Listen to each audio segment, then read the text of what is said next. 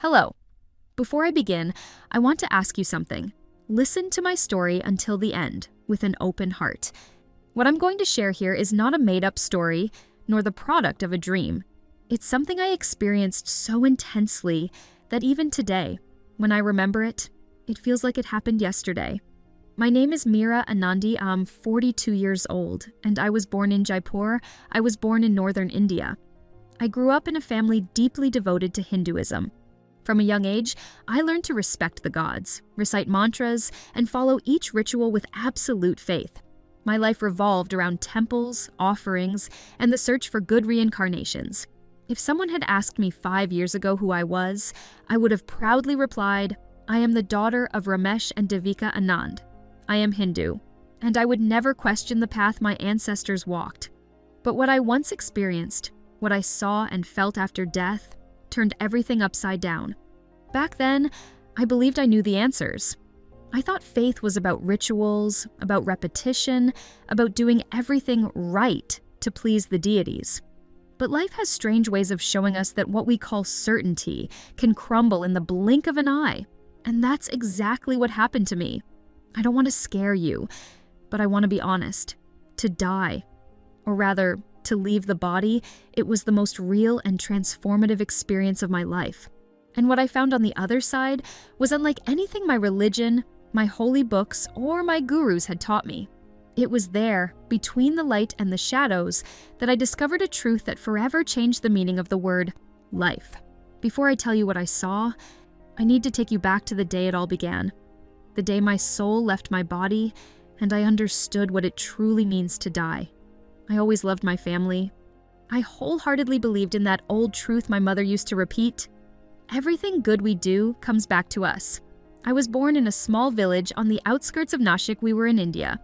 We weren't rich, nor were we poor. Just an ordinary family, sustained by ancient traditions and a deep pride in our faith. My father owned a simple shop in the local market, and my mother devoted herself entirely to caring for me and my siblings. Every morning, I would wake up to the scent of incense wafting through the house and the soft sound of prayers coming from the prayer room.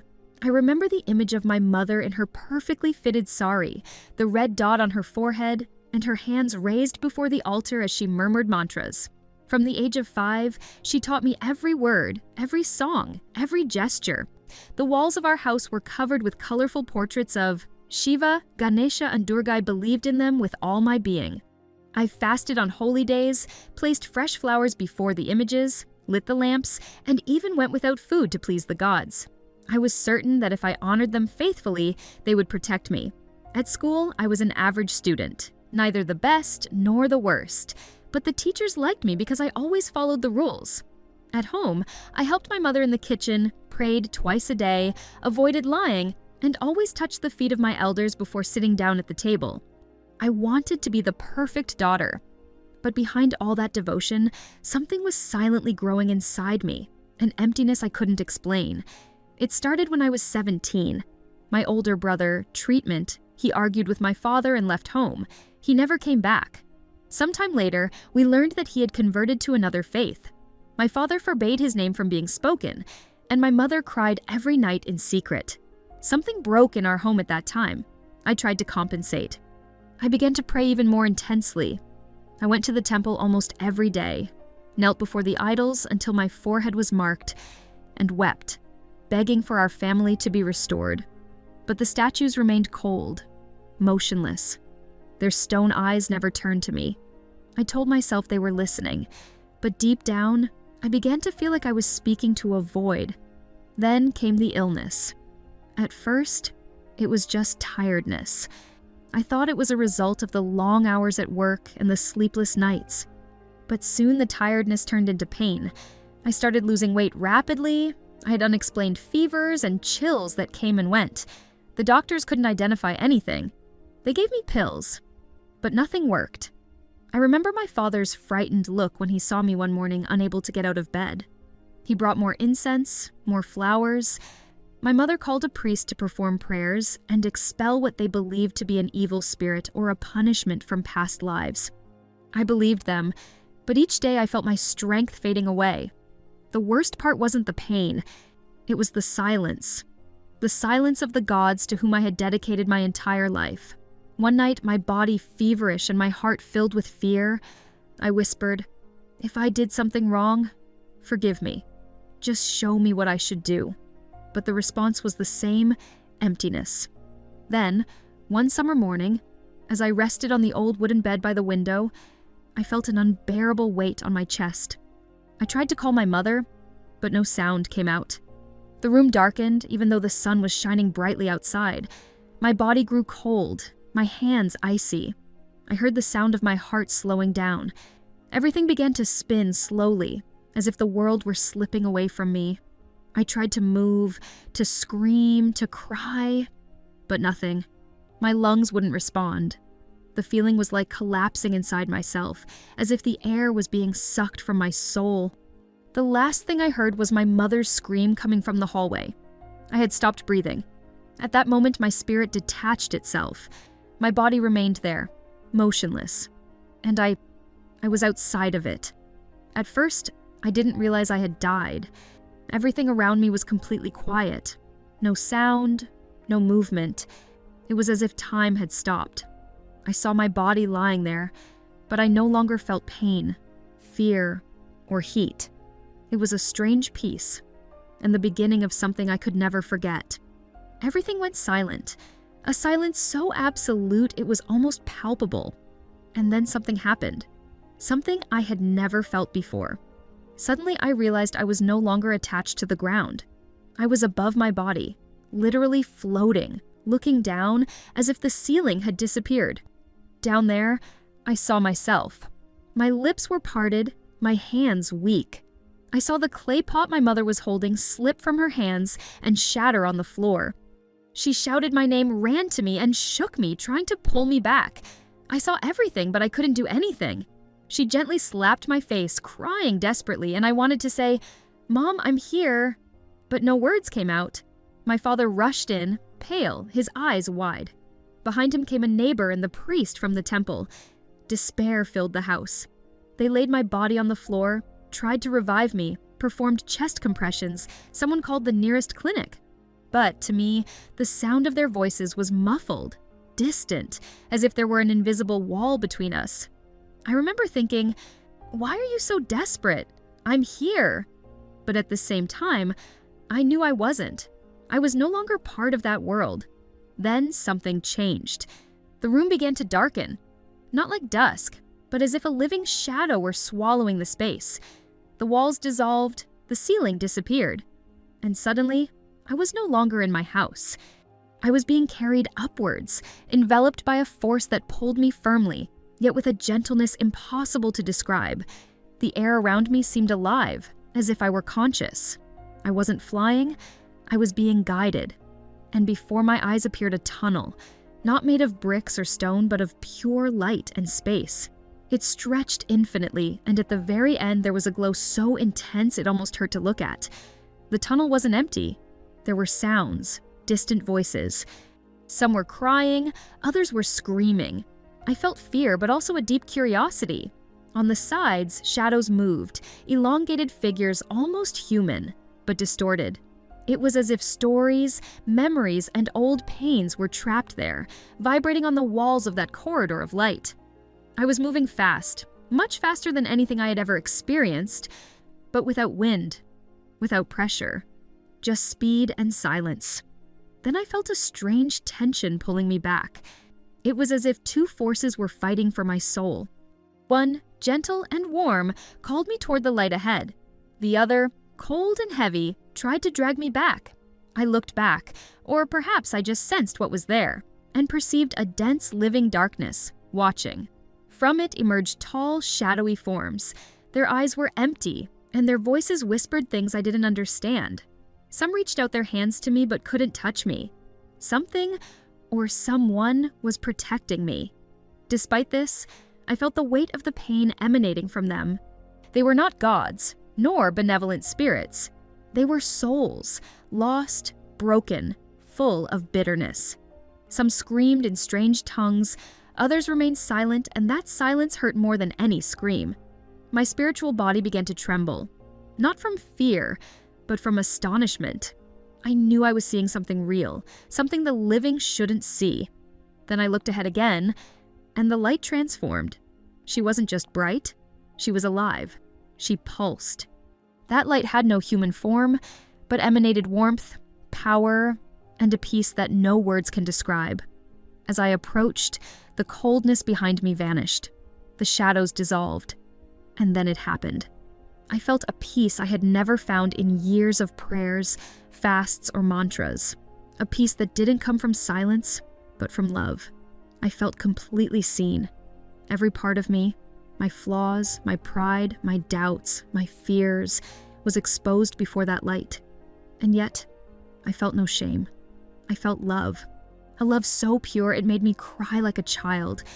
I didn't see a throne. I didn't see a man with a beard.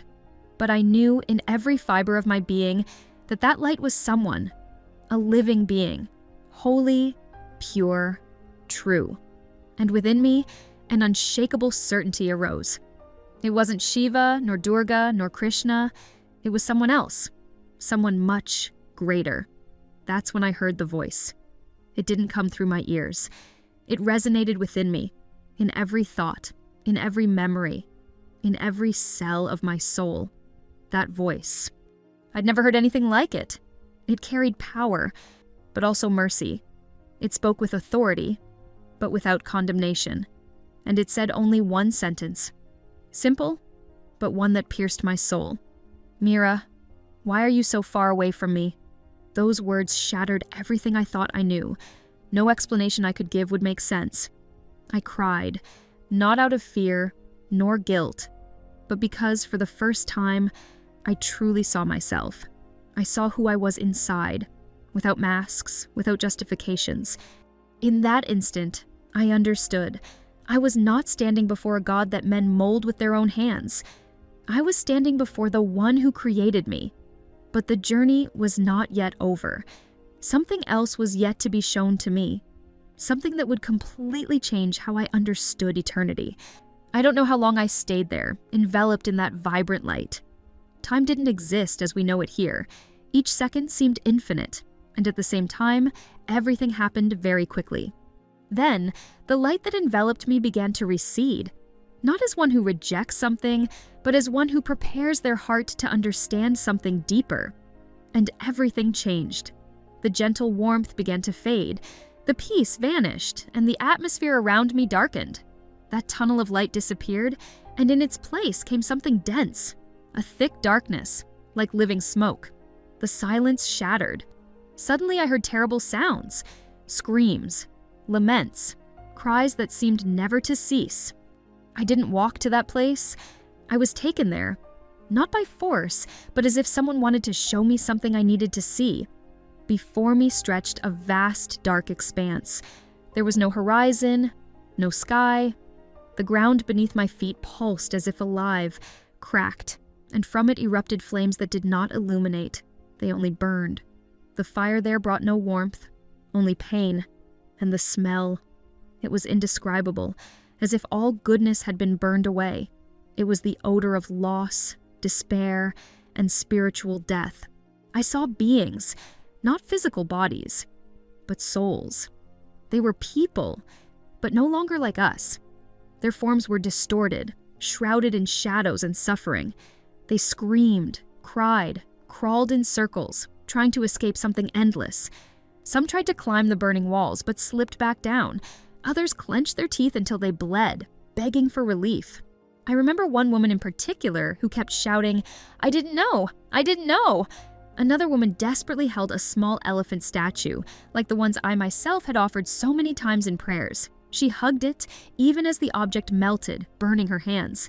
She wept, begging for help from that image that could do nothing, until the statue turned to ash, and her cry echoed like thunder. Everywhere I saw idols falling, immense statues cracked and crumbled. Their eyes, once made of stone, now poured forth a black liquid as if weeping corruption.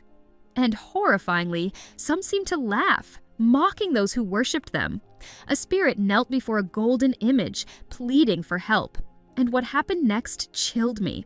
The statue toppled over him, crushing him under an unbearable weight. The sound of his bones breaking mingled with screams coming from all sides. That place vibrated with mocking voices, exposing lies that had once seemed true. Every deception, every empty belief was revealed. I cowered, covered my ears, but the sounds pierced my soul. I wanted to run, but there was nowhere to go. And then came the most painful moment. Some of those souls turned their faces away from me.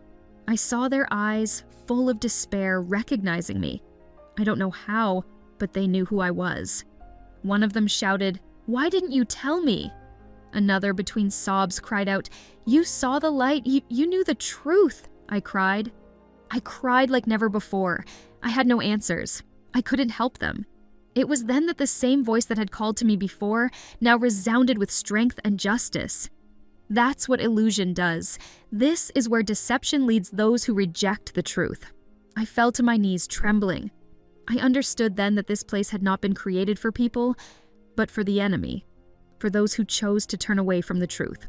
The souls were there not for lack of love, but because they had refused the love that was offered to them. I wanted to plead. I wanted to beg for mercy, not for myself, but for them. But before I could utter a word, something changed again. From the depths of that darkness, a light emerged. It was not a lightning bolt nor a flash. It was a presence, pure, majestic, alive. The darkness fled from it. The flames diminished. The sound of screams ceased. And I knew he had arrived. It was not a golden statue, nor a figure from the temples. He carried no weapons, nor did he ride any animal. But his authority was undeniable. His holiness filled everything around him, and even with so much power, there was an indescribable kindness in his gaze. When our eyes met, I felt everything: love, compassion, sadness, and a deep pain. He wasn't angry with me. He was wounded by seeing myself so far from him. He didn't look at me with anger. It was a different kind of sadness, a deep pain, like that of someone carrying the weight of rejected love. He wept for lost souls, for the lies that imprisoned them, for all that could have been if they had known the truth. Then, something happened. He reached out to me, not physically, but spiritually, and when he did, I saw. There were marks on his palms, scars. At that moment, everything inside me stopped. My heart knew even before my mind understood. That was Jesus. I had never uttered his name. I grew up believing he was merely the God of strangers, distant and alien to my world. But there, before that living presence, I realized he was not one among many. He was the only one. The way, the truth, the life, the light that had surrounded me from the beginning. It had always been him. My strength abandoned me. I fell to my knees and wept like a child. The words escaped me between sobs. I didn't know it was the Lord. But he answered me with a tenderness that disarmed me. "You've always been mine, even before you knew me. But now you need to come back. Your time isn't up yet." I tried to argue. I pleaded with a broken heart. "Please don't send me back. Let me stay here with you." But he only repeated in a firm and compassionate voice, "They need to hear it. Go and tell them what you saw." Before I could answer, I was completely enveloped by the light. It wasn't a burning light. It was a light that transformed. I felt his love fill me like a living fire, warming every part of me. And then I began to fall, quickly, as if pulled by an irresistible force. The tunnel reappeared, and I was once again traversing layers of shadow, space, and memory. The sound was deafening, voices, screams, the echo of what I had witnessed, and suddenly everything was silent. Then came the pain, a physical, sharp, crushing pain. My chest burned, as if I had been submerged for hours. My whole body felt heavy. And then, with a single sigh, I opened my eyes. Air rushed into my lungs like a storm. My chest rose and fell violently. My hands trembled. The light from the window blinded me. I heard screams, but they weren't mine. It was my mother. She was holding my hand and screaming my name. My father stood in the doorway, pale, his hands trembling. A neighbor recoiled, frightened, as if he had seen a ghost. A woman, who had previously been repeating mantras, was now in absolute silence, staring at me in shock. I had returned. But I wasn't the same anymore. The doctors arrived soon after. One of them had already declared me dead. They said there was no pulse, no breathing, because several minutes. But there I was, alive, sitting slowly, coughing, crying without understanding. One of the men touched my wrist and whispered, "She is alive." Another one gave me light taps on the face, trying to keep me awake. But I wasn't fighting to stay awake. I was just trying to understand how someone can die, see eternity, and still have the privilege of breathing again. My mother wouldn't stop crying. "Mira, what happened? Where have you been? What happened to you?" I wanted to answer, but my voice simply wouldn't come out. Only a few broken sighs escaped my throat. In the following days, my body felt like it had been torn apart and reassembled. I couldn't walk because 2 days. He slept for hours and hours. The food made me nauseous. The light burned my eyes, and every sound seemed too loud. But what tormented me most was what was going on inside my mind, because everything I had seen was real. I didn't dream it. I didn't imagine it. I was there. I saw with my own eyes what exists after death. I stood before the true God. I witnessed the suffering of the lost. I heard the voice of truth and was sent back with a mission. But how can I explain this? How can I make my family believe it? They were just happy that I was alive. When I tried to explain what had happened, the explanations began. An uncle said it must have been a vision from our gods. Another claimed I was simply between 2 lives, about to reincarnate. But I knew deep in my soul, that wasn't it. I didn't see reincarnation. I didn't see the river of karma. I didn't see any of the gods I've served since childhood. I saw Jesus. I didn't know his name until I heard it in my heart. I had never read the Bible. I had never even touched one. But now, there was a truth burning inside me that I couldn't silence. At night, when everyone was asleep and the house was plunged into silence, I would whisper, "Is the Lord still with me?" And deep in my soul, I felt the answer, "I never left you." That's when the confusion began to dissipate. The questions didn't disappear completely, but something deeper took their place. A serene clarity, a peace I had never known, and a purpose that burned within me. I hadn't returned from death merely to live again. I had returned to live differently, to speak, to warn, to tell what so many still don't know or refuse to believe. When I opened my eyes in the hospital, I realized I was no longer the same woman. My body trembled. Each breath burned like fire and ice at the same time. But inside, I felt alive in a way I had never experienced before. I hadn't just been revived, I had been born again. For days, I remained silent. Not because I didn't want to talk, but because the memories of what I had seen were too heavy. My family thought I was still weak, recovering from the fever, the convulsions, and the clinical death that the doctors couldn't explain. But inside me, something infinitely greater than any medicine had happened. Until one morning, I broke the silence. I asked for a Bible. The room fell silent. My mother froze. My sister dropped her spoonful of porridge, and my father stood up without a word, leaving the room. That simple request, spoken in a soft voice, shook the foundations of my home. When I told them what I saw, the man in white more radiant than the sun, the burning idols, the souls crying out for truth, no one could bear to hear it. My uncle insisted it had been a nightmare. Others said it was the effect of the medication. But I knew. It wasn't a dream. It wasn't a delusion. It was real. More real than this world. More real than the very air I breathed. I had come face to face with the truth. And he had a name that I, as a Hindu woman, would never have dared to pronounce. Jesus. I began to pray in secret, no longer reciting mantras or bowing before images. I spoke to him as a daughter speaks to a father who loves her. And every time I did, the same peace I felt in that heavenly place enveloped me again. But the reaction was swift and cruel. Relatives stopped visiting. My father refused to look at me. Rumors spread that I had gone mad, that evil spirits possessed me, that I had betrayed our culture. For every harsh word I heard, I was reminded of the cries of lost souls. And that prevented me from remaining silent. I began to recount what I had lived through, first in a low voice to friends and neighbors, then in small groups to women who, like me, had spent their lives worshiping gods who never answered. I told them that there is one who listens, who saves, who loves.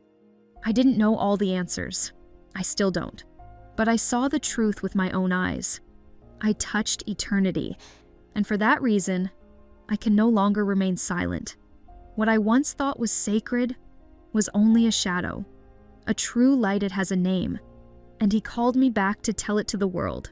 The one who received me in that place was not a religion, nor a stone image, nor an idea created by men. He was alive, and it continues to live on to this day, calling to every heart that still seeks the truth. That's why I'm telling you all this now, not to gain attention, nor to cause arguments, but because I love my people and I want them to know what I have known. I was blind, and now I see. And when you see the truth, you simply, she can no longer remain silent. What you have just heard is not a myth, nor a hallucination, and much less a story invented to evoke emotion. It is the true testimony of a Hindu woman who died, crossed eternity, and returned with a message the world needs to hear. My experience shattered everything I believed and opened my eyes to the terrifying yet wondrous realities that exist beyond the grave.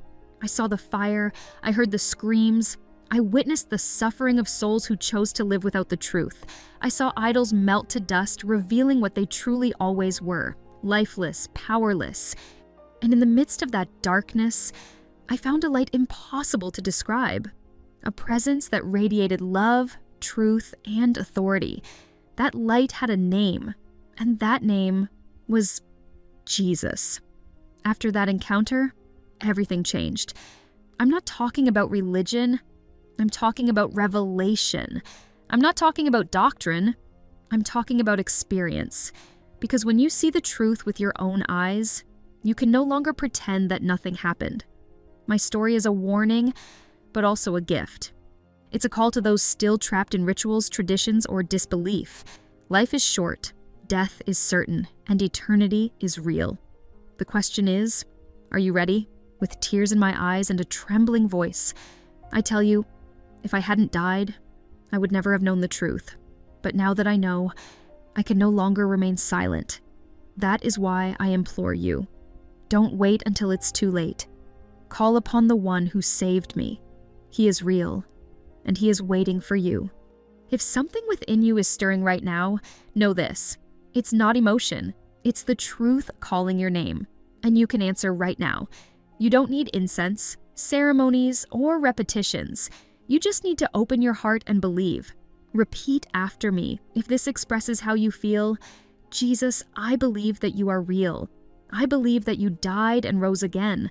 I renounce every false god and choose to follow only you. Forgive me, purify me, and guide me into all truth. I surrender my life to you. Amen. If you prayed these words sincerely, know this. You are no longer alone. This is not the end. It is only the beginning. A new path has begun for you, a path of light, peace, and eternal hope. Before you leave, perform one last powerful act. Share this story. Someone needs to hear this. Perhaps that person's eternity depends on it. Leave a comment saying, I choose the truth. This video is not just a testimony, it's a divine encounter, from death to life, from darkness to light. Because the truth, it liberates us. Share, believe, live. Eternity begins today.